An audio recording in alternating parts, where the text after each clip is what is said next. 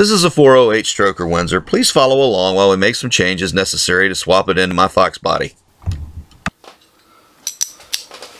Now let's go ahead and get this first valve cover off of here, and we'll see what we find.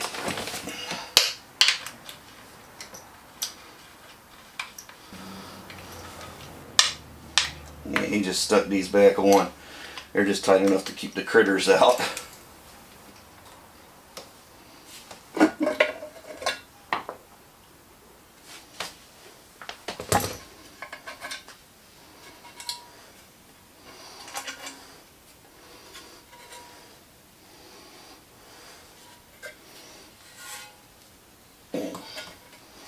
Nice and clean.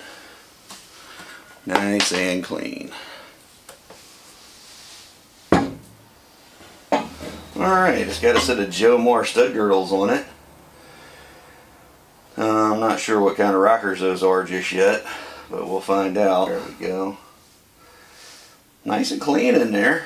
I'm not sure what kind of heads they are, but like I said, it came with the car, so we know it does run, and it was running low 7s, high 6s. I think he may have sprayed it. I don't know. I'm not sure how many times he hit it. I know he had nitrous on it at one point. I don't run the stuff under bracket cars, but we'll see what we got.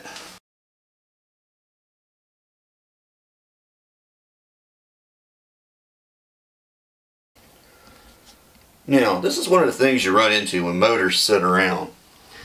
Anything metal, really. All these bolts right here are in really good shape, except for this one.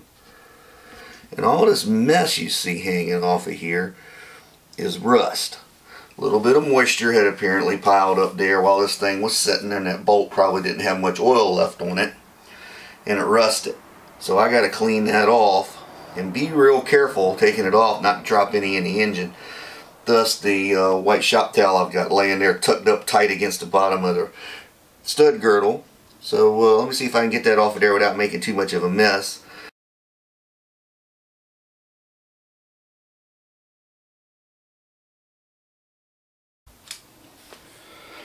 There's really nothing to remove in these stud girdles. They got the 4 bolts. They just squeeze the 2 sides of the girdle down onto the studs. And this last one's apparently a little bit loose. Already, there it goes. And there's just some springs in between the 2 halves of the girdle. And when you get them loose enough, they just slide right off. Now, as you can see, let me see if I can get up here and get it to focus. There's a little spring in there. Here, I'll hold it back a little bit. There's a little spring right there. And that's to help you put them on. There's one on each side. And really, it's pretty simple, but very effective at what it does. Now, let me go ahead and roll this back with all the loose rust on it. And I'm going to sit these down here in the valve cover.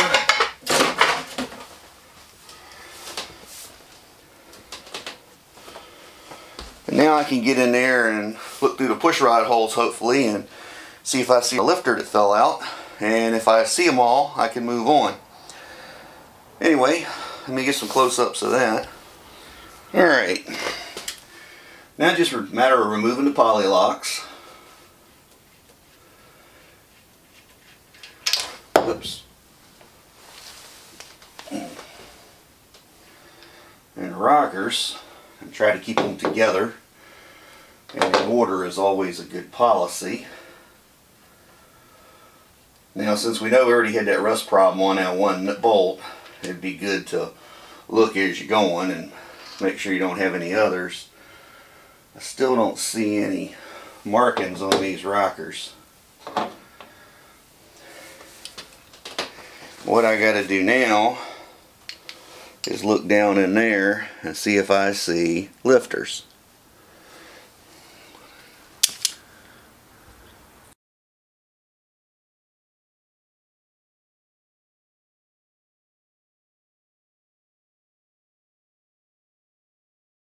Here's two shots looking down through the pushrod bores. You can see the lifters laying down in the valley on top of the holes they're supposed to be in.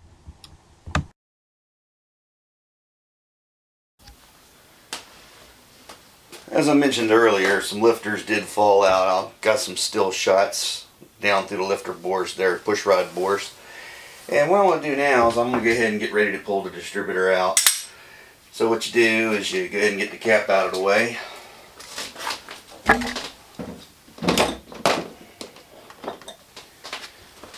And you mark right where the distributor is pointing, where the rotor button's pointing.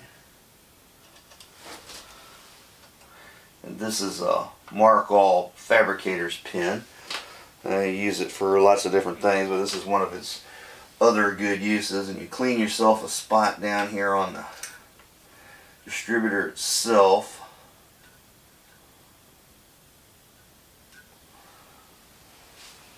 That way when you go to put this thing back in, you just line the rotor button up with the mark you made here and the housing with the mark you made down there, and the distributor goes right back into place.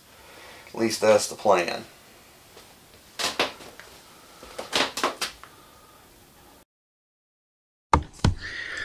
I tend to make a mark on either side of the lip of the MSD distributor housing lined up with the rotor button. That way if it gets wiped off on the outside, you still have indication on the inside. If you look at the three photos here, you can see the places I usually mark. In the next few shots, please excuse the rust on the motor. Like I said, this thing's been sitting around for about 18 months, 2 years. If you'll notice, there's two marks on the distributor housing. One on the peened notch set in by the engine builder, and then a second one just as a double reference to make sure the distributor is lined back up when it goes back in. Well, now that I got the distributor bolt and the lockdown out, I'm just going to go ahead and, without messing my marks up, carefully slide the distributor out. As you can see, this one has a bronze gear on it with very little wear, which is a good sign. And we'll have to keep that in mind because that is a wear item. And the bronze ones do wear out. What's initiating all this is, as I showed in the earlier videos, the carbon graphite gear in my 358 gave up because I had just left it in the motor too long.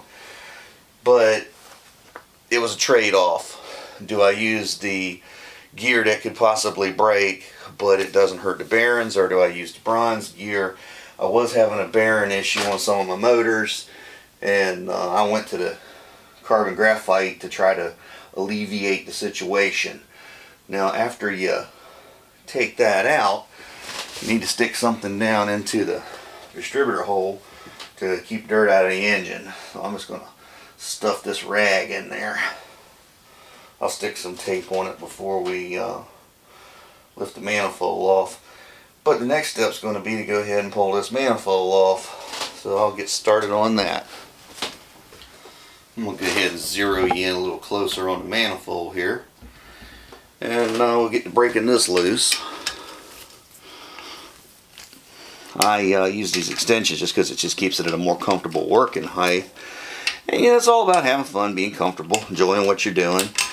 I'm taking a motor apart that I didn't build because, you know, we weren't careful handling it. This step here could have been avoided. This was a total, if we'd have been more careful, like I said, I'm not sure if it happened while we were moving it or if it happened in the past. It was probably while we were moving it. And it just could have been avoided. And, you know, little things come up. You have to just deal with them as they happen. And this is one of those kind of deals. And it is what it is, and there's nothing to it but to do it. And, you know, manifold swap is a manifold swap, so we ain't really going to do a swap here. It's just going to be a pull and replace because I got to get the lifters taken care of. And then we can move on.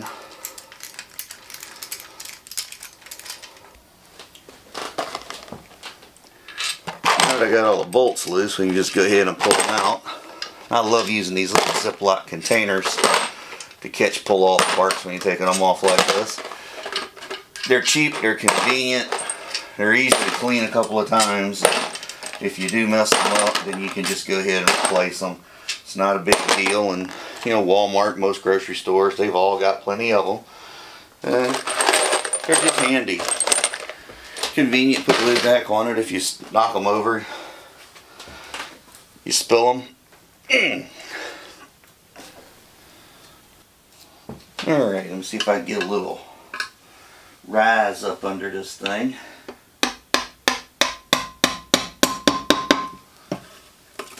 There we go. Alright, she's ready to come up now.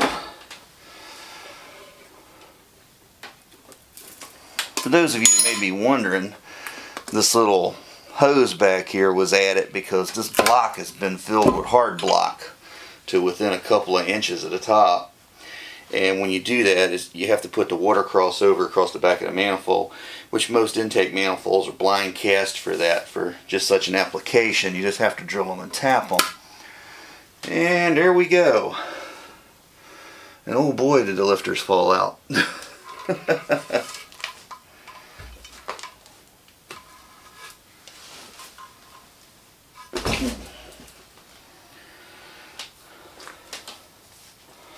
Let's see, we got a pair here that are completely out. We can put them back in. And we got one here that's out.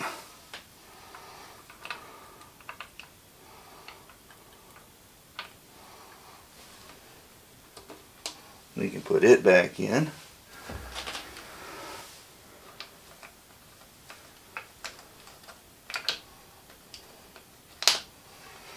There goes that one.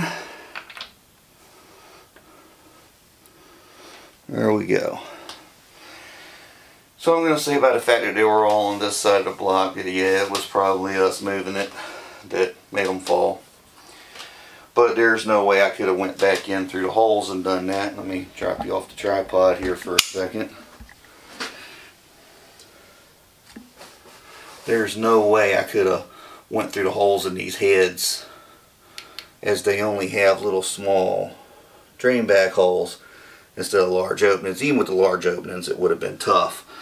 So it was best to just go ahead and remove the manifold, do everything right. No sense in doing it, you know, halfway and messing up a good motor. And that takes care of that. Now I just got to pull off the manifold gaskets, and he did a good job of putting them on. And I got to clean the block out now, but I got to do that anyway, so that's not a big deal. And typical of a 351 block, with a good Fel-Pro blue gasket on it, they have adhered real well to the head, not just from the RTV, but just in general. So I'm going to have to clean that up.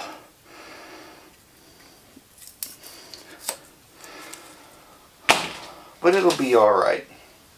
No harm, no foul. Better to be safe than sorry, and there was no way to repair that without opening it up. So there you have it. Lifters are back in. I got a little cleaning work to do. I can measure those or ports or find a number on what's left of that gasket, and I probably got it in stock over here. And we'll move on to the next step and start buttoning the top back up, so we can then put it on the engine stand and roll it over without anything falling out, and swap the pan off for the double hump style flex body pan. Thanks for watching. Please comment, like, or subscribe, and hope to see you for the next episode. Yeah, he just stuck these back on. They're just tight enough to keep the critters out.